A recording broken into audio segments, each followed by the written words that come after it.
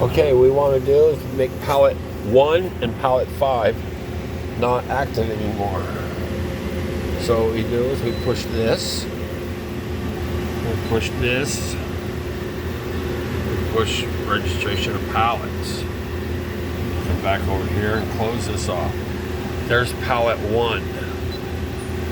So we highlight that, it's set, then we call it dummy.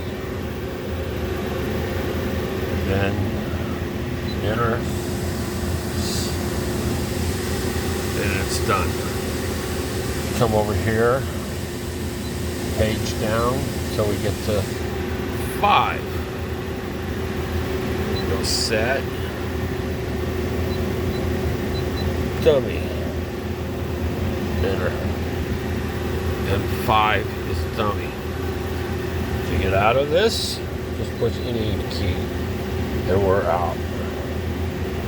And if you want to add something to that, or add a program, you just type in that, set, and then type out your program. And that's that.